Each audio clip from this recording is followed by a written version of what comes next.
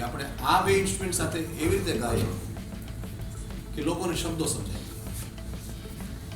એ જે નાની બેઠકનું જે સ્વરૂપ છે, જે આપણા ગામડામાં જે નાની બેઠક થતી હોય, એને અમે ગુણાકારમાં, એને અમે મોટા સ્વરૂપમાં હવે શ્યામમાં એવી રીતે લઈને આવી રહ્યા છે કે જેમાં એનો પ્રાણ છે, એનો આત્મા છે, એ એના કેન્દ્રમાં રહે, લોકોને વાણીના શબ્દો સમજાય અને સાથે સાથે એ ભવ્ય પણ હોય. એમાં સિમ્ફની હોય, એમાં 40 મ્યુઝિશિયન્સ હોય, એમાં રાજસ્થાનના લોકવાદ્ય, ત્યાંના ફોક ઇન્સ્ટ્રુમેન્ટ્સ લઈને આવવાના છે, એમાં ગુજરાતના ફોક ઇન્સ્ટ્રુમેન્ટ્સ હોય. એ રીતના અમે આ કન્સેપ્ટની શરૂઆત. લોચનીએ લોભાણી તો તારી વાતડી, અરે રે બેચાણી રે હો માવા તારી મો એ સાંભળો ને સયર સમાણી હા વિરમજીને નિધારે માણી, સાંભળો ને એ સયર સમાણી હા વિરમજીને નિધારે માણી. તો શું થયું કે મને વાલી લાગે વાણી રે હો માવા તારી મો લોચનીએ લોભાણી, હું તો તારા લોચન પણ લોભાવે એવા છે.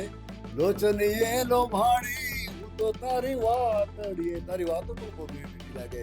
માટે હે નંદલાલ લાલા હે વાલા. અને ત્રીજું, લોચનીએ લોભાણી, હું તો તારી વાતડીએ. શું થયું એ હું હાવ વેચાઈ ગઈ રે હો માવા તારી મો. હું ઘણીવાર કહેતો કે આ મને એવું રિસર્ચમાં જાણવા મળ્યું છે કે આ પૃથ્વી ઉપર સૌથી વધારે મૂર્તિ જો કોઈની બની હોય તે બુદ્ધની મૂર્તિ, પણ સંગીત કળામાં સૌથી વધારે જો કોઈ વિષય ગાવામાં આવ્યો તે કૃષ્ણ છે. 30મી તારીખે આ જે કૃષ્ણ છે, શ્યામ છે, એના જીવનના બધા જ પાસાને ગાવાનો પ્રયત્ન અને સાથે સાથે ભારતીય સંગીત અને પશ્ચિમી સંગીતના મિલન સાથે, એટલે કે રામસાગર એકતારાની સાથે સિમ્ફની મળે એવી રીતના અમે એક યાત્રાની શરૂઆત કરીએ છીએ 30મી તારીખથી, કે જે પછી આગળ જતા પશ્ચિમના દેશોમાં પણ અમારે આ જ વાતને લઈને જવું છે. કારણ કે કૃષ્ણ વિષય એટલો વિશાળ છે કે જેની શરૂઆત અમે 30મી તારીખથી કરીએ અને પછી આગળ વર્ષો સુધી ગાય તો પણ એ ખોટે નહીં એવો એક વિષય છે.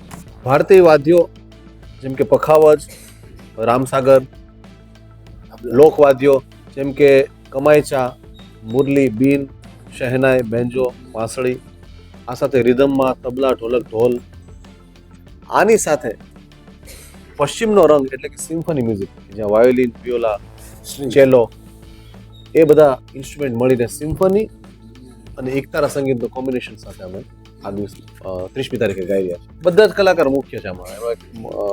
રાજસ્થાન અને ગુજરાત બંનેનો સમાવેશ. હા, રાજસ્થાન અને હા ગુજરાતી લોકસંગીતના વાદ્યો અને રાજસ્થાની લોકસંગીતના વાદ્યો એનું કોમ્બિનેશન છે. પછી મુંબઈથી આખી સિમ્ફનીની ટીમ આવી રહી છે કે જે વેસ્ટર્ન મ્યુઝિક વગાડશે. પછી સૌરાષ્ટ્રથી, કચ્છથી બધા કલાકારો જે રિધમના બધા આવવાના છે, શહેનાઈ અને એવા ઇન્સ્ટ્રુમેન્ટના કલાકારો આવવાના છે.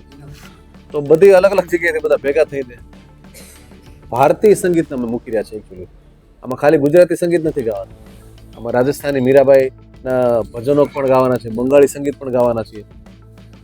તો કૃષ્ણને ગાવા માટેનો અમે જે રસ્તો લીધો છે ને એ ગુજરાતનું લોકસંગીત નહીં પણ ભારતનું લોકસંગીત છે.